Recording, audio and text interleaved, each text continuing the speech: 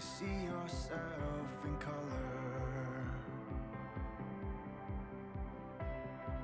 as you fade from black to white. If you lose yourself to everything, lose yourself to everything, lose yourself to everything, you'll find me. Lose yourself to everything, lose yourself to everything, lose yourself to everything, you'll find me.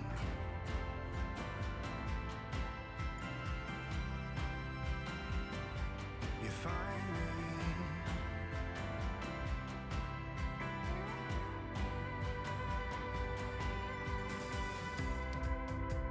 Save yourself from falling. You're safer here with me to see the big picture, that you were made to be set free. If you lose yourself to everything, lose yourself to everything, lose yourself to everything, you'll find me. Lose yourself to everything, lose yourself to everything, lose yourself to everything. You find me in the middle of the darkest night, in the storms, in the places that you thought you'd hide. Through it all, I have never ever left your side.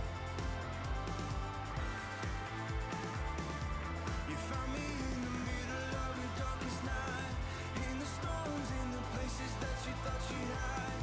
Through it all, I have never ever left your side.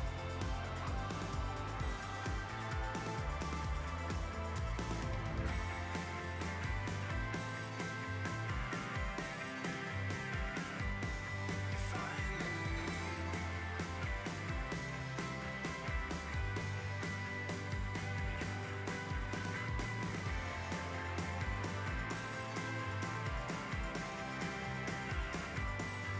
Find me.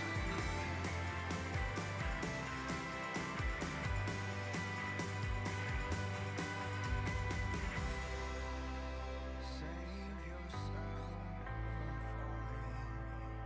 You find me in the middle of the darkest night, in the storms, in the places that you thought you'd hide. Through it all, I have never ever left your side. You found me in the middle of the darkest night, in the storms, in the places that you thought you'd hide. Through it all, I have never ever left your side.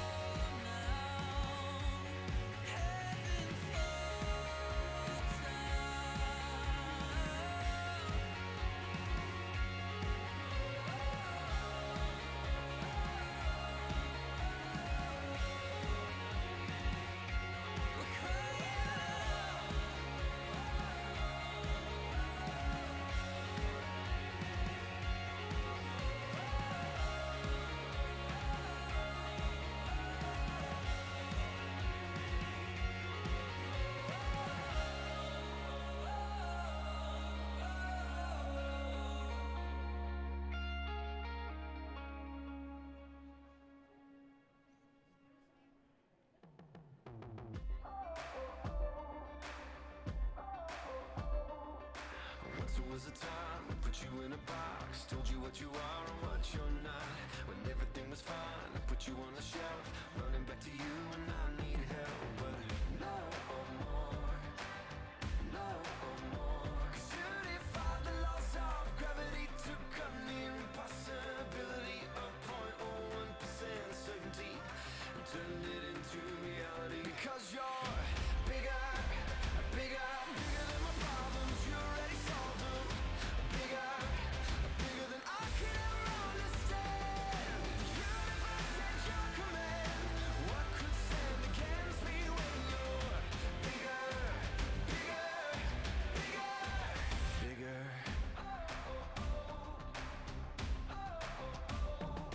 Ever since I took the dare to take you at your word, leave it all behind to seek you first.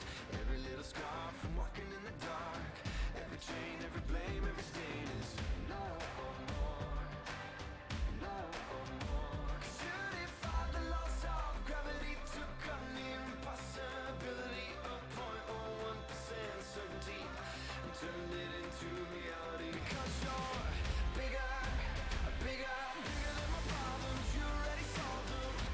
Bigger, bigger than I could ever understand. The universe at your command. What could stand against me when you're bigger, bigger, bigger, bigger? Innocent, you paid the price and took my place on the cross. The darkness had won the fight. For 3 days all hope was lost. Death had the victory, but the best part of the story is you schooled the grave and came back to life. That old serpent couldn't believe his eyes. 'Cause you defied the laws of gravity, took a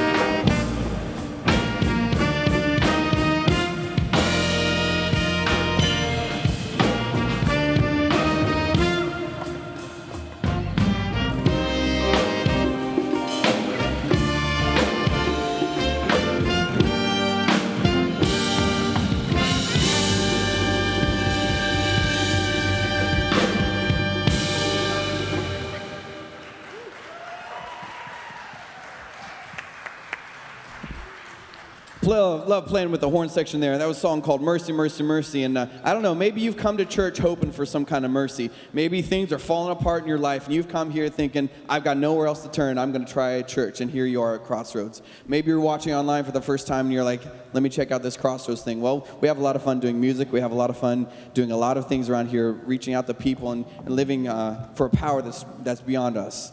Well, my name is Ben. I'm super glad that you're here. Would you go ahead and stand up and introduce yourself to somebody next to you? That way we can become a little bit more friendly than normal, although we're already pretty friendly. And then stay standing. We'll sing some songs.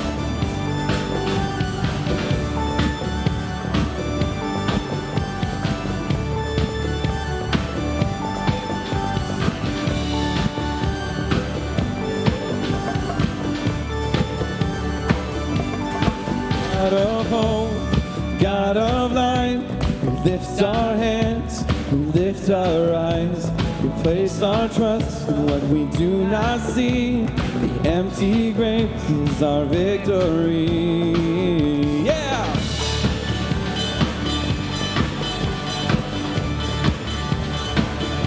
Sometimes I fail, sometimes I fall, but you are there and hear me when I call. This world has taken the joy I knew, so bring me back to you. I put my trust in you, I put my hope in you. Because of you, hope rises from the darkness and the grave. 'Cause you are worthy of my praise. Because of you, hope rises. I leave the past, press on in faith. Now I have hope for all my days. Because of you.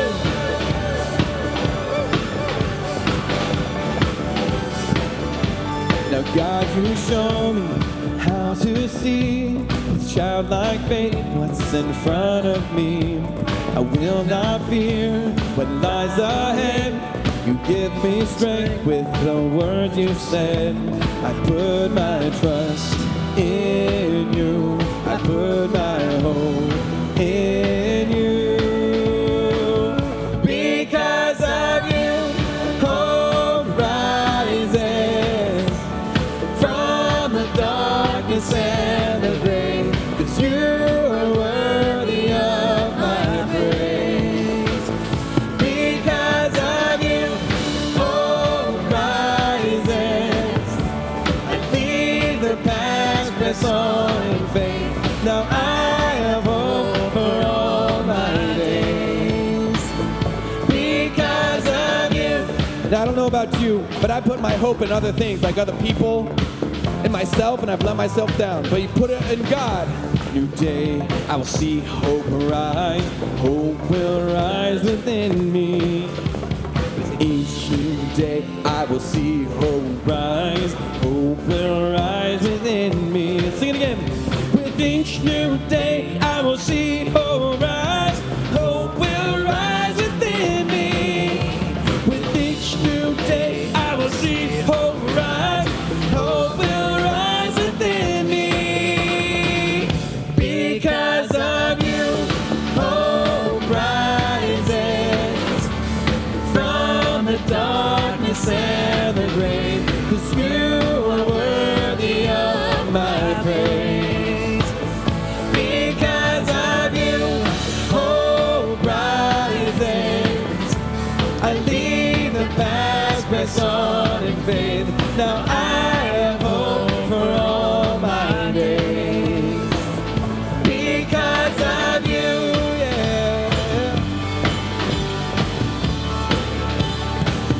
Because of you, yeah. So no matter where you come from in life, no matter how you got here, if somebody cut you off on the way here, man, it could be looking like you're in the middle of a dark time. I want you to know that when you put your trust in God, He will never let you down. This is the day that you have made. Whatever comes, I won't complain. For all my hope is where? Is in your name. And now your joy awakes my praise. Yeah, I give thanks for all you have done. And I will sing of your mercy and your love. Your love is unfailing. Lord, I am grateful.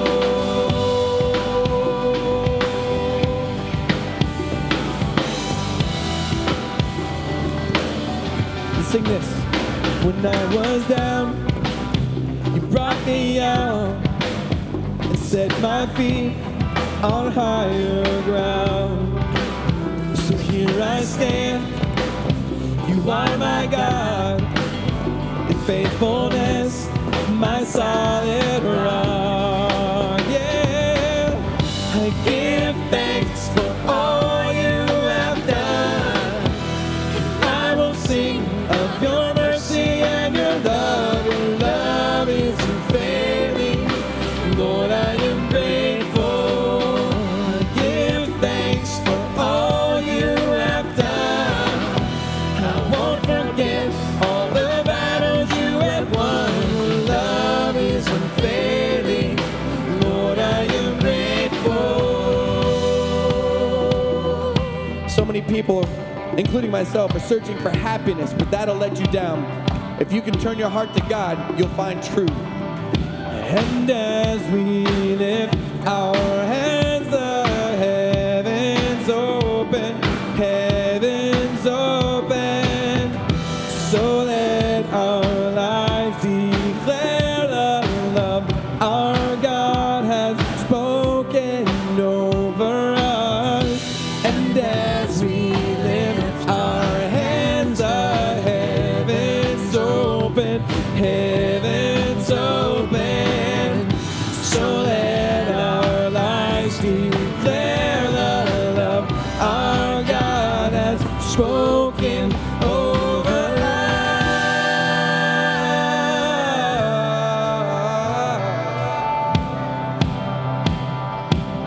Let's give thanks together. Here we go. I give thanks for all you have done. And I will sing of your mercy and your love. Your love is unfailing. Lord, I am grateful. I give thanks for all you have done. I won't forget all the battles you have won. Your love is unfailing.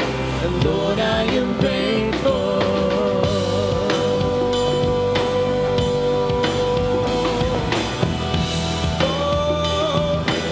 Lord, I am grateful. Lord, I am grateful.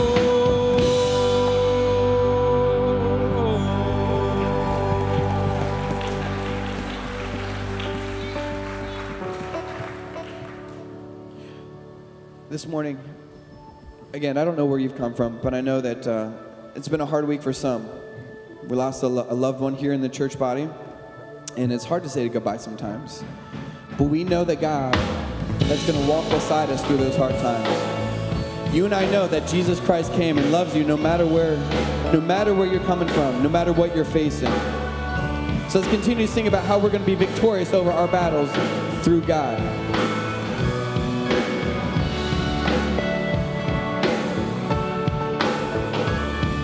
He's coming on the clouds. Kings and kingdoms will bow down. And every chain will break as broken hearts declare his praise. For who can stop the Lord Almighty? Our God is a lion. He's the Lion of Judah. He's roaring with power and fighting our battles. And every knee will bow before him. Our God is a lamb, the lamb that was slain for the sin of the world. His blood breaks the chains, and every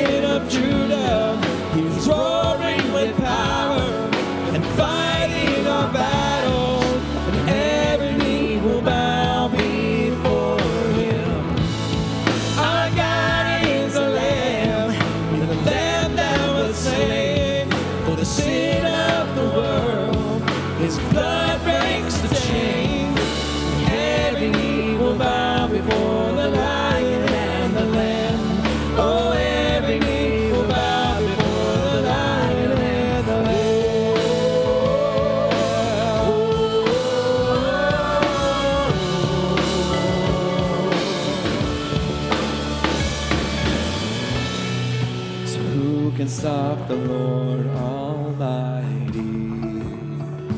Who can stop the Lord Almighty? Let's sing this again.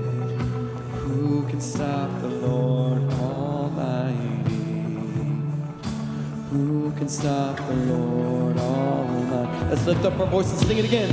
Oh, who can stop the Lord Almighty? Who can stop the Lord Almighty? Who can stop the Lord Almighty? Who can stop the Lord? Our God is a lion, the Lion of Judah. He's roaring with power and fighting our battle. Every knee will bow before him. Our God is a lamb, the lamb that was slain for the sin of the world. His blood breaks the chains. Every knee will bow before the Lion and the Lamb. Oh, every knee will bow before the Lion and the Lamb.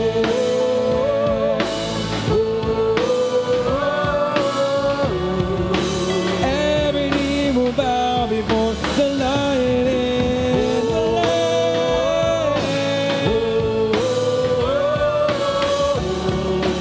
Every knee will bow before the Lion and the Lamb.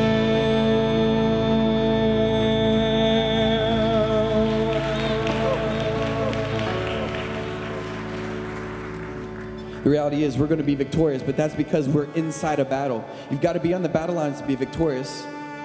Jesus is going to call you somewhere uncomfortable, and he's going to help you be victorious. Taylor, would you lead us in the song?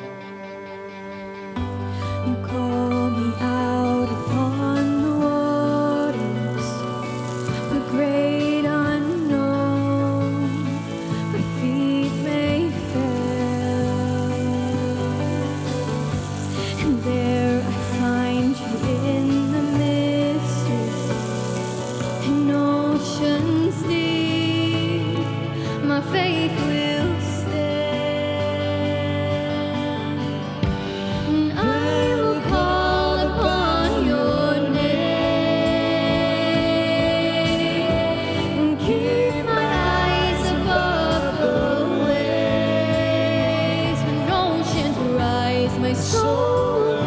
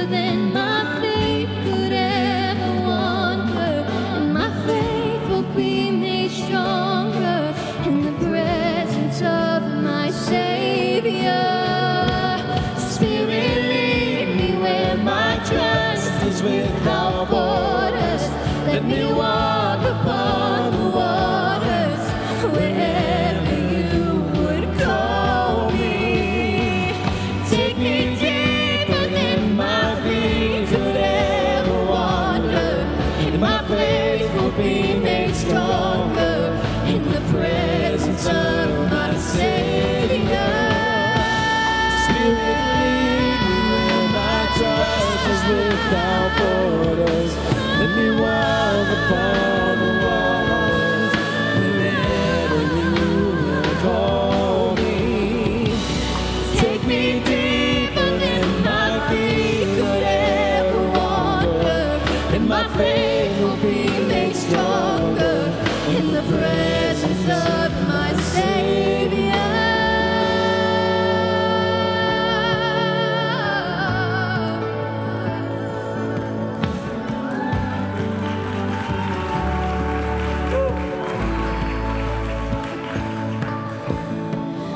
And I will call upon your name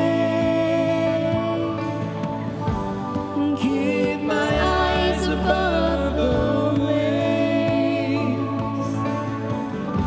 My soul will rest in your embrace, for I am yours, and you are mine.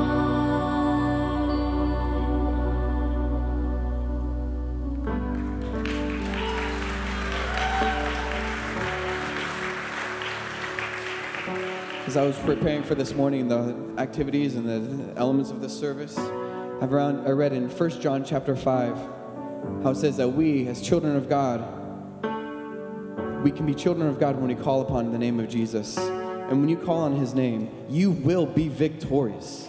Amen. You will not suffer forever because you will be victorious in whatever you're coming against. You're not going to be left alone. And look around you. You're surrounded by brothers and sisters who love you because God loved us first. Man, I'm telling you, you will be victorious. Amen? Amen. All right, let's have a seat.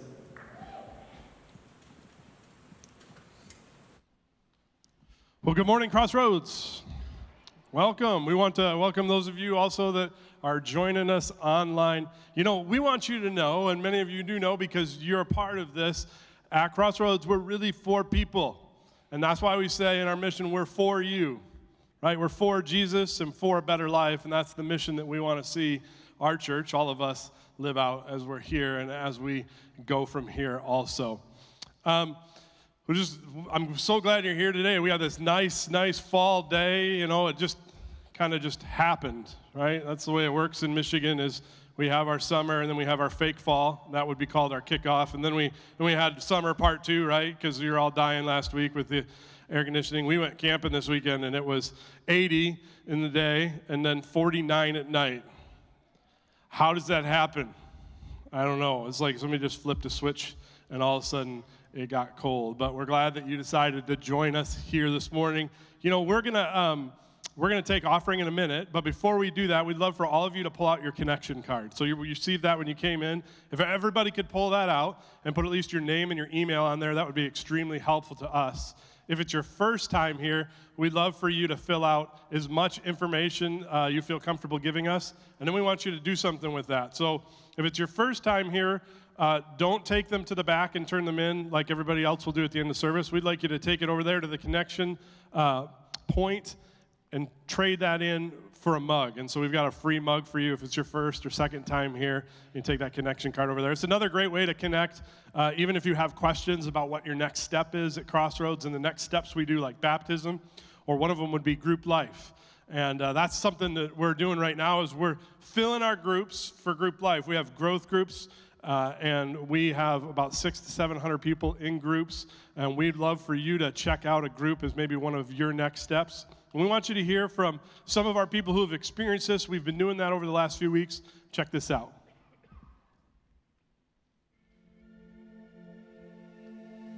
All right, I'm Nikki Demanis. I'm Cassidy. And I'm Amina. We're related.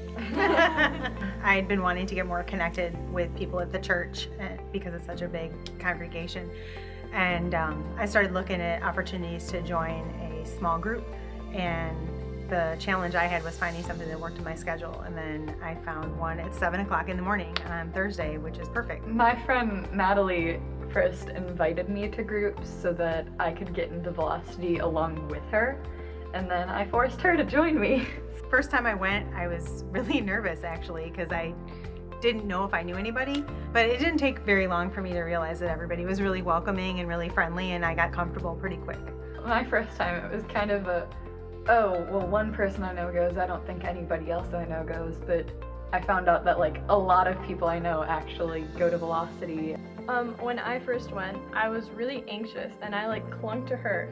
And then we walked in and I saw my friend from school. I like being able to connect with other people my age and getting to learn more about Christianity, and just I got to make so many new friends. I got to meet a lot of new people that actually are like most of my friends now, because through church we've gotten to know each other better. Yeah, I think it's pretty similar for me too. Like when I joined group, I didn't really know the ladies in the group at all.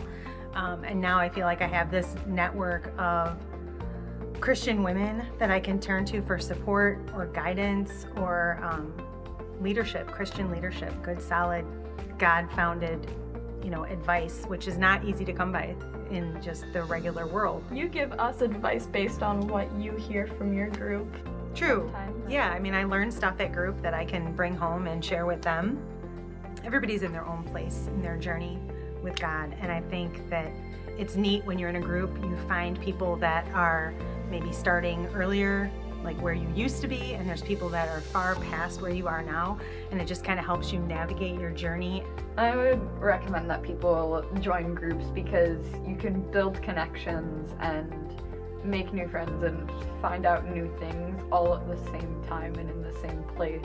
I know that when Velocity went to Spring Hill, every time I go there, we make so many amazing new memories. For me personally, probably the best thing about being in a group is the support that I get from those ladies.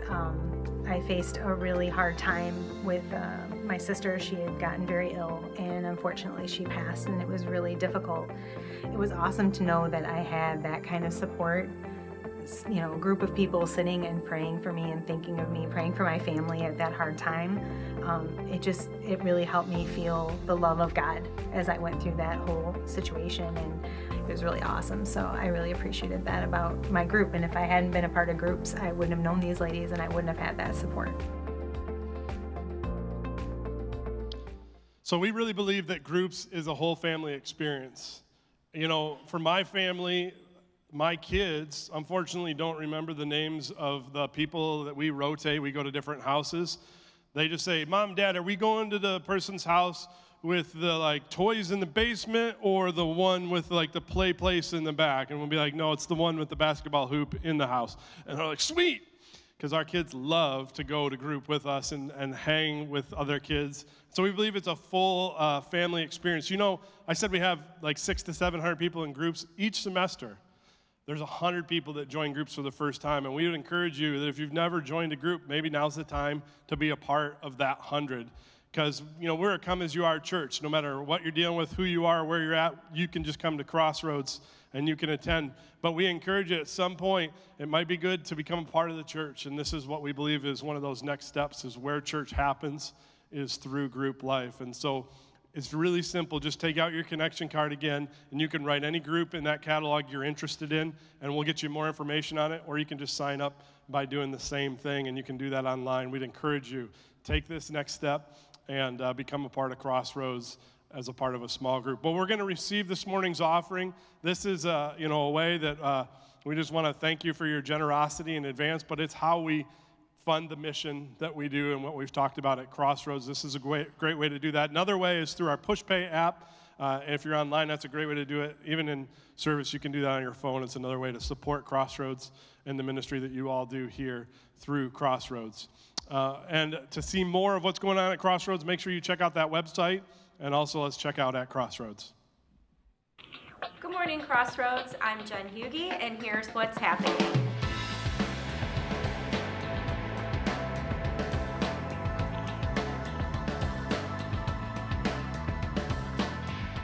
In 2 weeks, we're starting a new series called How to Neighbor. Inside, it's comfortable. Inside a house, inside a family, inside a routine. But what if we widen our view beyond the fence across the street? Outside, we find people struggling with loneliness, poverty, families that don't look like ours, or without a safe family at all. Jesus didn't call us to live by our neighbors. He called us to love our neighbors. This series comes at a great time as we think about ways to be for you in our communities. And here are a few ways to be for you. After the service today, you can stop by the tables in the concourse to pack grooming kits that we will donate to Sylvania Area Family Services. Help clean up the grounds at Whiteford High School this Saturday. Or represent Crossroads at the Sylvania Fall Festival at our booth or in the parade. Find out more about these opportunities and sign up online. Finally, one of our biggest community outreach events is coming up, Trunk or Treat. You can be a part of serving thousands of people at this event. We call them the Big Three. 1, bring in candy. Place the bags of candy in the bin or in our candy chute. 2, volunteer. There are lots of ways to help at the event. Write volunteer on your connection card to get in the game. And 3, host a trunk. You don't have to decorate it if you don't want to, just pass out candy and be friendly. Write trunk on your connection card. Stay connected at Crossroads by downloading our mobile app or visiting Crossroads on 23.com. Life has its problems, but we've got solutions. Hey guys, Kara here again, your life hack expert, and Mark, your life hack experter. Today I'm going to show you guys how to eat some popcorn without dirtying a bowl. So what you're going to do is pop your popcorn in the microwave, and you're going to need a knife, and you're going to cut along here, and along the sides,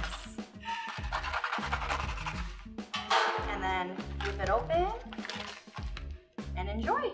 But I mean, you're still gonna make a mess. You're gonna get your hands all buttery and salty. So actually, Kara, I have a better life hack than this as well. Okay. And all you need is to put on my handy dandy sweatshirt. And now I got my sweatshirt. Oh, you need it backwards. Sorry about that. That's so embarrassing. Okay. All right, perfect. Now I'm all set. So then you take your popped popcorn, you just dump it right here in the hood. All right, well, you make a little mess, but that's what Roomba's for. And then, hand-free eating. Perfect. You're so embarrassing. It's so good, though. So embarrassing.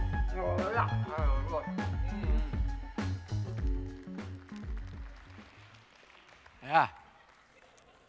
What's up, everybody? Good morning. Welcome to Crossroads. Thought I'd have a little snack while I was preaching this morning. Good popcorn. Just kidding. I'm going to take this off real quick. Anyway. Oh, Ben, can you, thanks, man. I got a little stuck in my throat. Yeah, go ahead. Enjoy. Hey, how are we doing this morning, Crossroads? Everybody doing okay? My name's Mark. I'm the pastor of student ministries here at Crossroads. So glad you're here. We got some things to be thankful for today, huh? Man, fall weather is here. Anybody excited with me? Yeah, we were at the cider mill yesterday. It was great. Went up there to the Plymouth Cider Mill. We had a great time enjoying the fall weather. You know, all night my kids were sneezing their brains out because of all the hay, and it was great. You know, well, let's see, what else do we have to be thankful for? The Browns won a football game, you know? Someone, right here, all right, come on, yeah. We got one Browns fan in the house this morning. 635 days since they won. Streak broken, good day.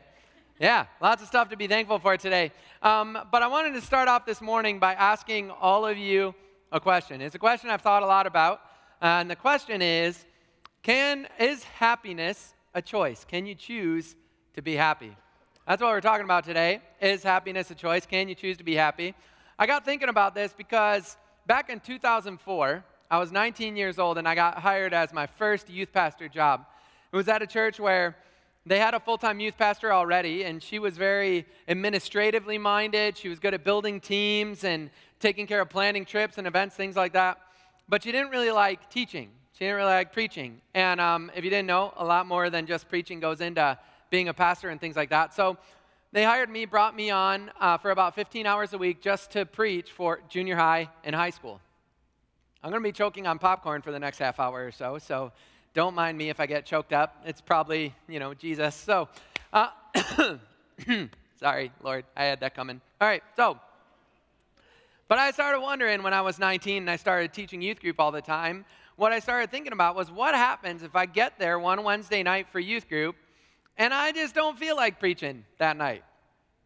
What do you do? And that got me thinking. I started thinking about our lead pastor who was in his 60s. He'd been a pastor for a long time.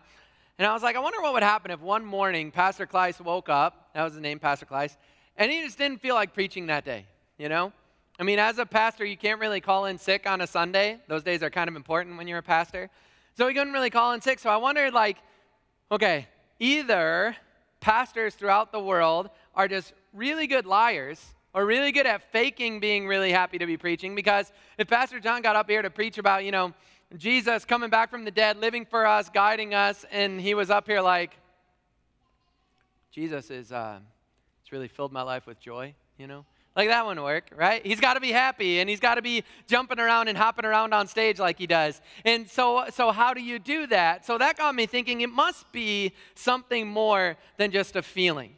It must be something more. Happiness must be something more than just waking up and some days you're happy and some days you're not. There must be a way to actually pursue happiness, and I believe there is. But I think you guys probably can relate to this a little bit, I hope, you know? I mean, we've all had times in our lives where we kind of had to put a game face on. We had to pretend like we were excited or happy. Maybe it was going to a parent-teacher conference for your kids, and you're fighting all the way in, grumbling all the way in, but then you walk in, the teacher walks in, and you're like, hey, so good to see you, you know? Or a meeting with your boss. Oh, I'm so glad, boss, to be sitting down with you instead of doing the things you actually pay me to do. You know, I wonder if y'all have been there before, where you've just had to not necessarily pretend or fake it, but kind of pretend and fake it like you're happy when maybe you're not. So I got thinking about this, and I believe the Bible has some things to say about what we can do in those situations. I believe happiness is more than just something that comes and goes as it pleases. I believe happiness is actually something we can pursue. It's in our Constitution, for crying out loud, right? All Americans, we have the right to the pursuit of happiness, which leads us to believe it must be something to be caught. And for a long time, you know, we've kind of believed, and we still believe, because this is the message that we're sold, is happiness can be bought, right? If we just get the right things, enough of the things. I remember Lisa was watching a football game with me the other night, and she's like, man, like every 30 seconds there's a car commercial. Like, how can there be so many new cars? Who's buying all these new cars? But it's because that's what's being sold to us, right? If we get the new car, the nice car, the new house, the big house, whatever it is, then you'll finally be happy. But we also know that if that were true, then the United States of America would be one of the happiest places in the world, right? Because we got a bunch of stuff, man. We got a bunch of money. We're one of the wealthiest countries in the world. And yet we still have a lot of people who are struggling, you know, spending so much money trying to find out how to be happy, buying books, self-help books, all these different kinds of things, trying to figure out how to be happy. Is happiness a choice? So what I want you all to do this morning is we're going to be in the book of Luke chapter 17. If you have your Bibles with you, or if you have, you know, iPad, whatever it is, whatever you use to read the Bible, we'll also have it up here on the screens if you don't have something like that with you. But we're going to be looking at a story that some of you will probably find kind of familiar. And as we start looking at it, you're probably going to be wondering, what does this have to do with happiness? And we're going to take a look at that. So we're starting in verse 11, Luke 17:11. Here's what it says. As Jesus continued on towards Jerusalem, he reached the border between Galilee and Samaria. As he entered a village there, 10 men with leprosy stood at a distance, crying out, Jesus, Master, have mercy on us. Now, if there was anyone in the entire world who had absolutely no reason to be happy, it was people who were alive during Jesus' day who had leprosy. See, people who had leprosy, man, they were like outcasts by society. It wasn't even, I would say they were treated like garbage, but it was almost worse than that, because when people had leprosy, it wasn't just that they had a disease, it's that they were a disease.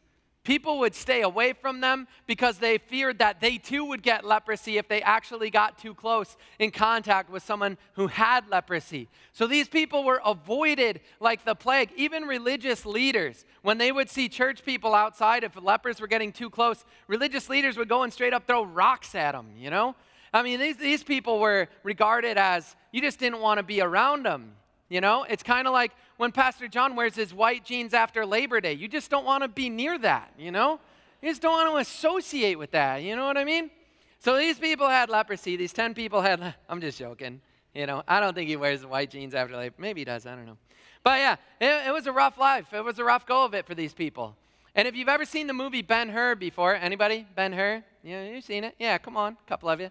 You ever seen that movie? You know that people with leprosy, not only did people avoid them, but they actually had to make sure people avoided them. That whenever they were in the context and there were other people around who didn't have leprosy, they had to yell out. What'd they have to yell out? Unclean, unclean. Just so everybody else knew they had to leave. They had to get out of there. So, I mean, talk about a lonely life, you know? Talk about a life where even your own family kind of abandoned you because everyone was so scared to get near you. These guys, these 10 guys who had leprosy, man, they were alone, and they basically lived their whole life in shame. Shame of being around other people, shame of talking, interacting with other people. So I was thinking about this passage, and I think there's basically 3 things we can learn from these 10 guys with leprosy when it comes to pursuing happiness or chasing or choosing happiness. There's 3 things that these 10 guys did that I think we can learn something from about the pursuit of happiness, if there is such a thing that we can choose to be happy. And the first one is simply this: ask Jesus for mercy. Ask Jesus for mercy. That's what these guys did, right? From a distance, they said, Jesus, Master, have mercy on us. See, one of our biggest hindrances to happiness and one of their biggest hindrances to their happiness was shame. You know, it looks different for us nowadays. Maybe it's the shame of getting laid off. Maybe it's the shame of, hiding that you're in recovery. Maybe it's the shame of raging out at your kids, maybe even in public. It brings you shame. Maybe it's the shame of bankruptcy or having to foreclose on a house. Maybe it's the shame of a husband leaving or a wife asking for a divorce. Maybe it's a DUI. Maybe it's hearing your parents argue. We face a lot of shame. See, guilt is wondering if you made a mistake. Shame is believing that you are a mistake. And it's a lonely place to be. And the way I kind of think about it, there were 3 different types of shame that these guys, popcorn kernel, were experiencing. There's 3 different types of shame. So we're going to use this morning Coke to represent shame, because Coke, there's no real redeeming qualities of pop, I mean, I love pop. I love Diet Coke, which I think is going to kill me faster than this one would, but I love it. So, I could have worse vices. Leave me alone. All right, so we're going to use this as shame this morning, okay? We're going to use Coke to represent it, and I'll tell you why in a minute. But 3 types of shame these guys were facing. And the first one was this: they were experiencing physical shame. See, when you had leprosy, your body was basically just breaking down. In fact, people who had leprosy, they couldn't really feel anything anymore.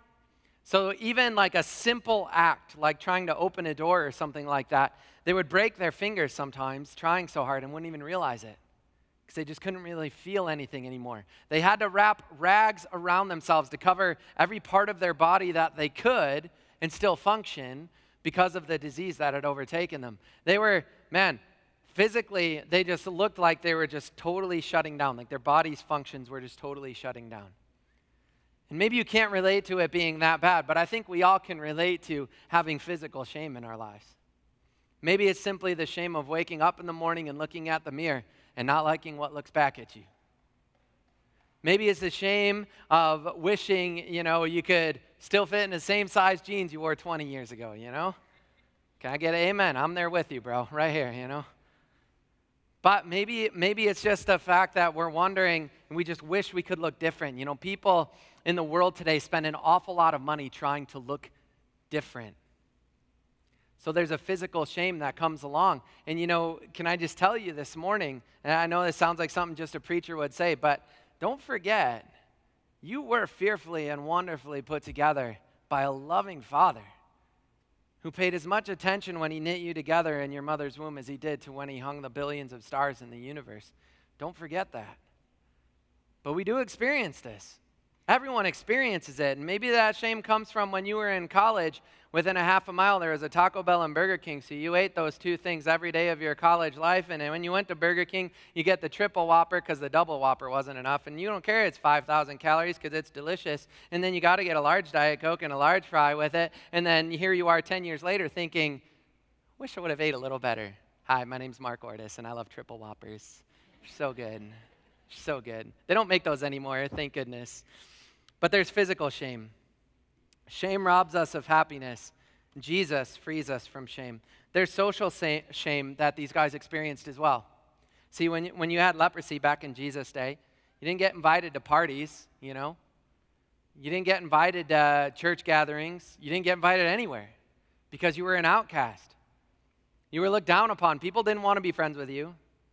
People didn't seek you out. And maybe that's something we can relate to these lepers as well.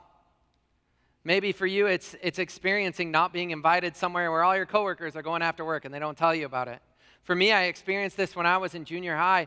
I went to this new school, and it was a private school that I started going to.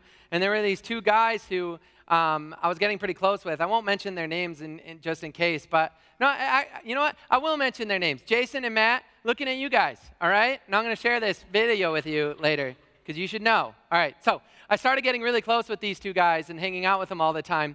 And I remember we were at school, and they were talking about their plans for Halloween. And I was thinking to myself, like, oh, yeah, cool. You know, I got Halloween plans, you know. So I walked up to them, and I'm like, hey, fellas, what are we doing? What's the plan? And one of them looked right at me, and he goes, you're not invited. And I was like, and then the theme music from Charlie Brown started playing. And I walked away like this. You know, it was shameful, you know, and I felt like an idiot. Maybe you've been somewhere like that before, because we all know that excluding people doesn't stop after junior high, right? So maybe you've been there before. Maybe it's someone you wish you could be friends with, or a circle of friends you wish you could break into. Man, for crying out loud, I would take Micah to swim class, you know, and I wish so bad. I would see everyone else like, hey, how's it going? And I'd walk up and be like, they're like, who's this guy, you know? Ortis over here, you know? And so, I mean, we've all experienced that, right? We've all experienced some kind of shame, social shame. There was a last one these guys experienced too, and that was spiritual shame. See, these guys, a lot of people with leprosy back in those days, they were told you have leprosy because of a decision you made, or a sin in your life, or in your parents' life. You think there's not some spiritual isolation that comes along with being told that? And I think we experience that too. When we don't see healing in our lives, we wonder, God, where are you? When God doesn't come and act on our behalf right when we think he should, and we wonder, why isn't he coming? Does he not hear me? Does he still care? Does he still care? See, the reason I use Coke for this is because you see a lot of commercials with Coca-Cola, like on the Super Bowl and things, and there's people who are doing these really strenuous activities, like running a marathon or a big bike ride and things like that. And then what do? They crack open an ice-cold Coke, and they're like, so refreshing. And I'm sitting there thinking, like you probably know, that's not going to quench your thirst, you ding-dong. You need a water, you know? I'm not alone. Y'all have thought that, right? I watch hockey too, and I remember watching a hockey game where these guys get done with a shift. If you've never played hockey, it's pretty physically assertive, you know, and you get done, and these guys get, after the game is over, and they crack open like a Michelob Ultra, and I'm like, what an idiot, you know? That's not going to make you feel better. That's just going to make you more thirsty, and that's what Coke does, right? That's what pop does for us. It's something we keep going back to it. We keep drinking pop, and I'm not anti-pop again, but it's not the right thing to quench your thirst, right? There's only one thing that really quenches our thirst. That's this guy here. Yeah, water, yeah. Yeah, see, here's the thing. Just like Coke can never quench our thirst or never satisfy us, running back to our shame and trying to fix it or just feel better, that's never going to work either. We're always going to be thirsty. Because there's only one thing that can actually satisfy every thirst we have in this life. There's one thing that can free us from guilt and shame, and that's Jesus Christ. Everything we're searching for in this life, everything that holds us back. See, shame and guilt, the thing about shame is, I heard Holly Furtick put it this way. She's one of the pastors at Elevation Church. She said this, that shame is like mold. It only grows in the dark. But you know what drives out mold? Light. Man, my wife and I, we know this for a fact because it's not uncommon. Well, we'll be real with you, Elise. Sometimes we leave our laundry in the washing machine a little too long, you know. Gets a little musty, you know. And you like open it and you're like expecting mountain spring and you get like mountain puddle of garbage. And you're like, oh, dang. But what's the way to fix that, right? We go hang it in the sun. Because that fresh air, that light, it drives it out. That's the same thing that Jesus Christ comes along and does for us. Man, he gives us freedom from shame and guilt. He satisfies us, you know? So that's the first thing. It's just ask Jesus for mercy because he always satisfies. He never fails. And he won't start now, just like Taylor sang a minute ago. So that's the first thing. Ask Jesus for mercy. We're going to, there's something else we can learn from these guys as well. There's something interesting about this passage. It picks up in verse 14, and it says this. So he being Jesus, so they ask him, Jesus, Master, have mercy on us. And he looks at them and says, go show yourselves to the priests. And as they went, pay attention to that now, that's why it's capitalized. As they went, they were cleansed of their leprosy. Did you notice that? As they went, they were cleansed of their leprosy. See, again, nowadays, we like everything in an instant, right? We need faster phones, faster computers, faster everything. And that's how people back then liked it too. When they asked God for a healing, and it's the same with us. When we ask God for a healing to do a work, man, we expect him to move. We expect it to happen. But the thing with these guys is they weren't healed in that instant. They were healed as they went. But notice, Jesus said, go and talk to the priest and show them that you're healed. And as they went, so they left. They believed that God was going to do what he said he was going to do. And they started going, and as they went, they were healed. Is it possible that whatever you've been searching God for, whatever you've been searching after God for, whatever you've been asking God for, is it possible that the healing is coming? Is it possible that healing can be a process sometimes?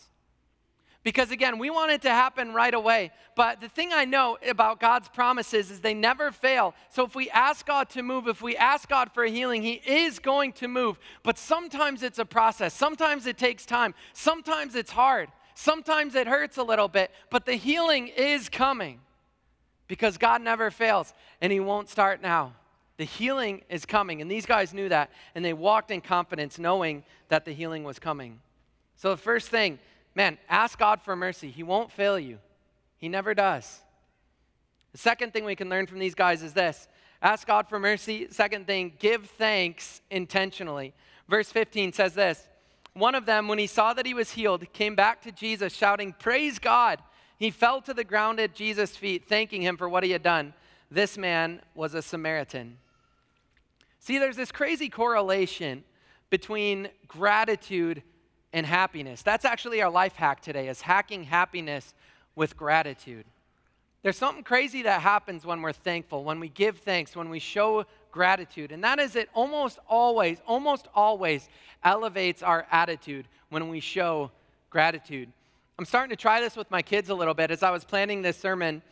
And I was like, I'm going to give this a shot. When my kids are really upset or when they hurt themselves, when I'm consoling them, I'm going to have them just start saying things they're thankful for.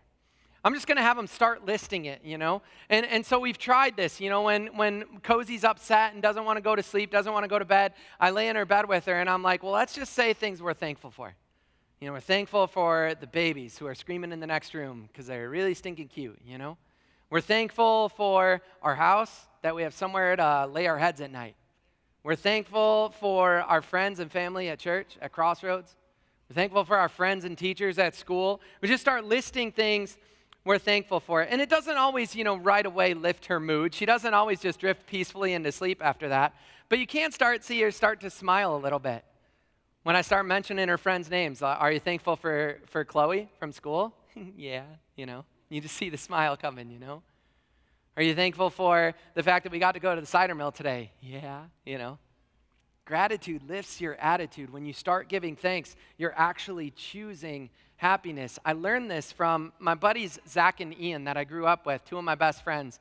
Their grandma told us one time, one of the things she started to do as she was getting older and, losing some of her friends and family that she was really close to, she decided that every single morning she was going to start her day, spend her quiet time with God by listing things from A to Z that she was thankful for. So you wake up, God, thank you for the air in my lungs that I can breathe when I wake up here. God, thank you for butterflies, Thank you for my car that can get me where I need to go. Just start listing things A to Z that she was thankful for. And imagine as she started thinking about all the things that she had to be thankful for, her mood just lifting. Starting your day off with an attitude of gratitude. Now, you might be thinking to yourself, well, I don't have that much to be thankful for right now. What do you want me to give thanks for? You want me to give thanks that my relationships are struggling, marriage is struggling? You want me to give thanks that my kids are a disaster? You want me to give thanks that I still haven't found a job? Well, let me help you. Can I give you something to be thankful for this morning? You can be thankful that 2,000 years ago, God sent his only son, Jesus Christ, and he came down here to earth to show us how to love and show us the ultimate sacrifice, to show us what real, true love looks like when he died on that cross. And he did that so that you could be free from shame and guilt that tries to enslave us. He did that so we could have freedom. And that's something we can be thankful for, right? Come on, man. That's something we can give thanks for, every single one of us. Because, man, the reality is, no matter what situation you're going through in your life, Jesus still died for you so that you could be free. No matter what trouble you're going through, what struggle you're going through, Jesus still died on that cross so you could be free from shame and guilt. That's a place we can start. And when we do that, I wonder if it might lift our attitude enough that when we roll out of bed in the morning and our knee is killing us, right? But we can give thanks we were able to roll out of bed in the morning. I wonder if when we want to complain about the rain that's fallen outside, if we might just find ourselves giving thanks that God created us with 5 different senses to experience the rain that's falling outside. That's a gift, right? I wonder if it just might start us on this cycle of thinking of other things that we are thankful for. And in that process, we will be choosing happiness. We'll be hacking happiness with gratitude. Man. See, the thing about gratitude is gratitude lifts your attitude. And I know that rhymes and it sounds really cheesy, like a self-help book. Maybe I'll write that book one day. But it's so true, isn't it? I mean, when we start giving thanks for the things that we do have, for the things that God has given us, it lifts our attitude. There's this correlation. See, it's almost like when we're giving thanks to God for who he is and what he's done, you know, God does not need our affirmation, right? We are not like a giant Twitter post from God that he's waiting to be favorited and retweeted, right? I mean, God knows he's good. God knows he hung the stars one by one in the sky. God knows that he created this entire world and everything in it. God knows he's all powerful. He knows he's all loving. God does not need our affirmation. But the thing about when we give thanks to God, it helps us to remember how good he is. You know? It helps us to remember how much he loves us. It helps us to look back and see ways that he's provided and healed, and he's going to do it again. But it's a process sometimes. Gratitude, it lifts your attitude. Thankfulness is choosing to be happy. So some of you may be thinking at this point, though, like, yeah, Mark, I do that. I give thanks. I thank God when I pray, but I'm still not very happy, and I don't know why. I think there's one last thing our friends in our story can teach us about that, too. Verse 17 continues. It says, Jesus asked, so this is right after the one guy comes back to give thanks, you know. So Jesus asked him, didn't I heal 10 men? Where are the other 9? Has no one returned to give glory to God except this foreigner? And Jesus said to the man, stand up and go. Your faith has healed you. Another translation says, your faith has saved you. The last thing we can learn from our friends is this. We need to walk in the freedom Jesus gives us every day. That means every day making a conscious effort and decision to walk in freedom instead of guilt and shame. That means every day deciding to be filled, to be satisfied by the goodness and love of Jesus Christ and choosing to avoid the entrapment, the enslavement of shame and guilt. Because it's offered to us. It's free. Man, Jesus already died on the cross. He already provided freedom and forgiveness for us. All we need to do is live in it. To go out and live the life that God has called us to, that Jesus has freed us to. And man, there's so many times that people make a decision to follow Christ and then they keep walking in shame and guilt. That's messed up. Because Jesus didn't come to guilt us or shame us. He came to free us. And that's something we can be happy about, right? Come on. So for those of you who are here today, man, Christian, if you made a decision to follow Jesus before, you've tasted that freedom before. So keep walking in it. And if you've never experienced freedom like this, if you've never made a decision to follow Christ, know that the healing is here, the freedom is here. All it takes is accepting it, accepting Jesus Christ and what he did on that cross. And you too can be free. Go ahead and take out your connection cards, if you will. Those connection cards we mentioned earlier in the service. So we want to give you guys some practical steps to how to start pursuing happiness, because I know I can stand up here all day and be like, just choose to be happy, but there are some steps you can take to pursue happiness, and we want to share those with you. The first one is this. This week, just make a commitment that every morning, it doesn't say every morning, but it's every morning, I will write down 5 things I'm thankful for. Just start your day that way. Let's learn from Grandma Simpkins. Every morning this week for 7 days, make a list. Just 5 things you're thankful for. Get your day started right. See how that starts off your day. Next thing is this. I will ask Jesus to help me walk in his freedom. Because again, even if you've made a decision to follow Christ before, we know it's tempting to go back to the Coke, right? Coca-Cola. We know that's tempting when water and freedom's right here. Woo. Word hack. Okay, when freedom's here. So walk in it. Ask him for his help. Ask him for his help to walk in that freedom, and he will. And then our For You action step, because here at Crossroads, man, we are for you. We're for people. We're for God. We're for Jesus Christ. And we're for a better life. So this is our action step for you to go out and be for other people as well. Every day I will ask one person what they are most thankful for. Someone at work, someone at school, someone, the neighbor, whatever, postman, whoever it is. Ask them, hey, what are you most thankful for in your life? And you just might find yourself lifting their attitude too. So what we're going to do right now is we're going to give you all a chance to start practicing this right now. A chance to start pursuing happiness. What's happening, our ushers are going to be coming down and handing out just little 3x5 note cards.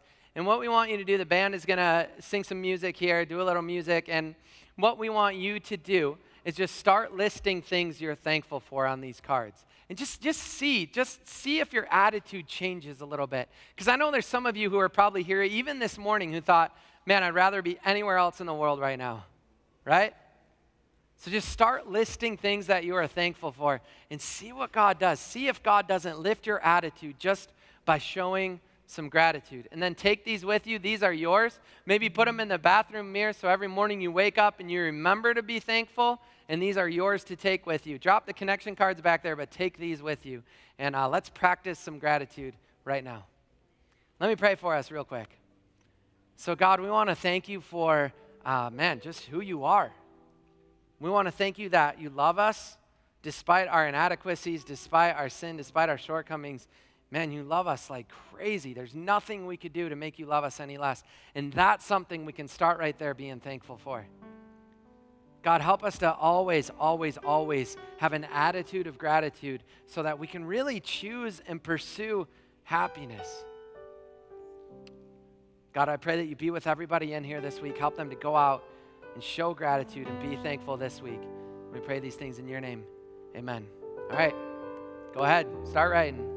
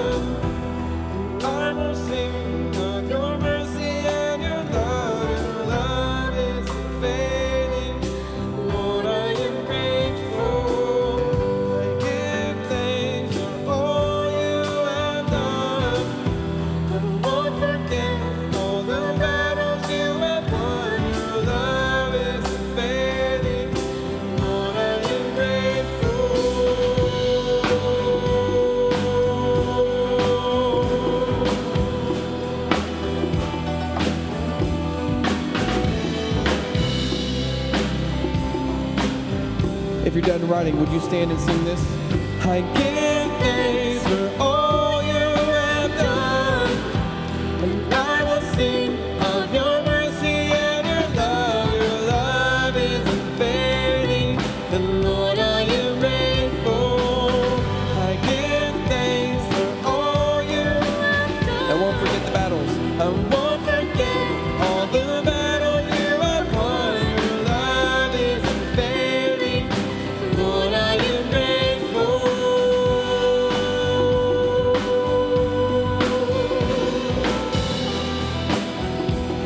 Yes, Lord, I am grateful.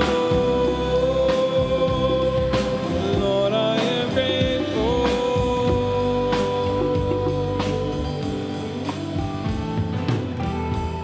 Maybe something happened this morning. You want to talk to somebody about it. Something happened in your mind or in your heart. We have a prayer team that's going to be up front and talk to you, pray with you. Just give those things over to God, and He's going to take care of it and fight those battles for you.